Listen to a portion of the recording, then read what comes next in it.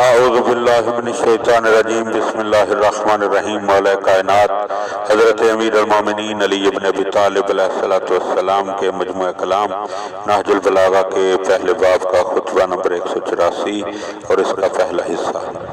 یہ خطبہ توحید کے متعلق ہے اور علم و معرفت کی اتنی بنیادی باتوں پر مشتمل ہے کہ جن پر کوئی دوسرا خطبہ حاوی نہیں ہے۔ جس نے اسے مختلف کیفیتوں سے متصف کیا اس نے اسے یکتا نہیں سمجھا، جس نے اس کا مثل ٹھہرایا اس نے اس کی حقیقت کو نہیں پایا، جس نے اسے کسی چیز سے تشبیہ دی اس نے اس کا قصد نہیں کیا، جس نے اسے قابل اشارہ سمجھا اور اپنے تصور کا پابند بنایا اس نے اس کا رخ نہیں کیا۔ جو اپنی ذات سے پہچانا جائے وہ مخلوق ہوگا اور جو دوسرے کے سہارے پر قائم ہو وہ علت کا محتاج ہوگا، جو دوسروں کے سہارے پر قائم ہو وہ علت کا محتاج ہوگا، اور وہ فاعل ہے بغیر آلات کو حرکت میں لائے، وہ ہر چیز کا اندازہ مقرر کرنے والا ہے، بغیر فکر کی جولانی کے وہ توانگر و غنی ہے، بغیر دوسروں سے استفادہ کیے، نہ زمانہ اس کا ہم نشین اور نہ آلات اس کے معاون و معین ہیں۔ اس کی ہستی زمانہ سے بیشتر، اس کا وجود عدم سے سابق، اس کی ہمیشگی نقطہ آغاز سے بھی پہلے سے ہے۔ اس نے جو احساس و شعور کی قوتوں کو ایجاد کیا اسی سے معلوم ہوا کہ وہ خود حواس و آلات و شعور نہیں رکھتا، اور چیزوں میں ضدیت قرار دینے سے معلوم ہوا کہ اس کی ضد نہیں ہو سکتی، اور چیزوں کو جو اس نے ایک دوسرے کے ساتھ رکھا اس سے معلوم ہوا کہ اس کا کوئی ساتھی نہیں۔ اس نے نور کو ظلمت کی، روشنی کو اندھیرے کی، خشکی کو تری کی، گرمی کو سردی کی ضد قرار دیا ہے۔ وہ ایک دوسرے کی دشمن چیزوں کو ایک مرکز پر جمع کرنے والا، متضاد چیزوں کو ملانے والا، ایک دوسرے سے دور کی چیزوں کو باہم قریب لانے والا اور باہم پیوستہ چیزوں کو الگ الگ کرنے والا، وہ کسی حد و محدود نہیں، وہ کسی حد میں محدود نہیں اور نہ گننے سے شمار میں آتا ہے۔ جسمانی قوا تو جسمانی ہی چیزوں کو گھیرا کرتے ہیں اور اپنے ہی ایسوں کی طرف اشارہ کر سکتے ہیں۔ انہیں لفظ منذ نے قدیم ہونے سے روک دیا ہے اور لفظ قد نے ہمیشگی سے منع کر دیا ہے اور لفظ لولا نے کمال سے ہٹا دیا ہے۔ انہی اعضاء و جوارح اور حواس و مشاعر کے ذریعے ان کا موجد عقلوں کے سامنے جلوہ گر ہوا ہے، اور انہی کے تقاضوں کے سبب سے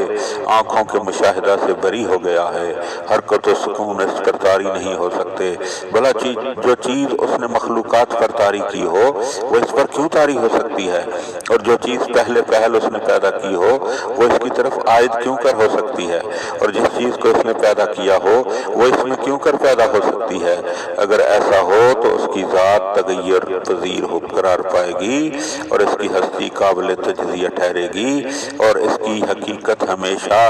ہمیشگی و دوام سے علیحدہ ہو جائے گی۔ اگر اس کے سامنے جہت ہوتی تو پیچھے کی سمت بھی ہوتی، اور اگر اس میں کمی آتی تو وہ اس کی تکمیل کا محتاج ہوتا، اور اس صورت میں اس کے اندر مخلوق کی علامتیں آ جاتی، اور جب کہ ساری چیزیں اس کی ہستی کی دلیل تھیں اس صورت میں وہ خود کسی خالق کے وجود کی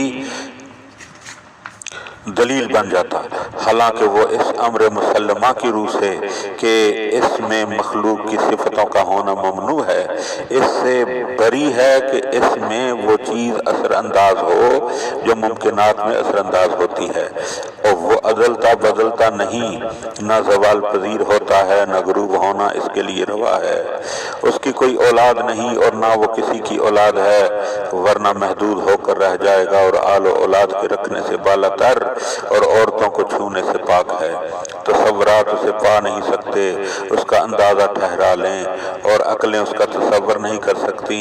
کہ اس کی کوئی صورت مقرر کر لیں، حواس اس کا ادراک نہیں کر سکتے کہ اسے محسوس کر لیں، اور ہاتھ اس سے مس نہیں ہوتے کہ اسے چھو لیں۔ وہ کسی حال میں بدلتا نہیں اور نہ مختلف حالتوں میں منتقل ہوتا رہتا ہے، نہ شب و روز اسے کہنا کرتے ہیں، نہ روشنی و تاریکی سے متغیر کرتی ہے۔ اسے اجزاء و جوارح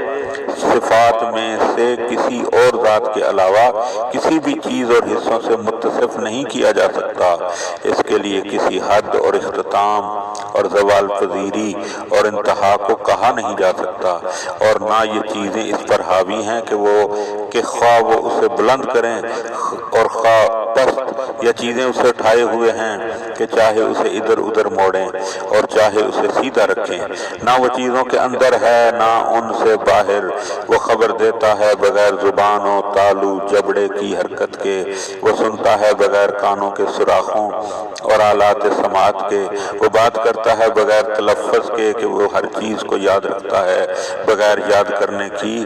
زحمت کے، وہ ارادہ کرتا ہے بغیر قلب اور ضمیر کے، وہ دوست رکھتا ہے اور خوشنود ہوتا ہے بغیر رقت طبع کے، وہ دشمن رکھتا ہے اور غضبناک ہوتا ہے بغیر غم و غصے کی تکلیف کے، جسے پیدا کرنا چاہتا ہے اسے ہو جا کہتا ہے، یعنی کن کہتا ہے، جس سے وہ ہو جاتی ہے بغیر کسی ایسی آواز کے جو کان کے پردوں سے ٹکرائے اور بغیر کسی ایسی صدا کے جو سنی جا سکے، بلکہ اللہ سبحانہ کا کلام بس اس کا ایجاد کردہ فعل ہے، اور اس طرح کا کلام پہلے سے موجود نہیں ہو سکتا۔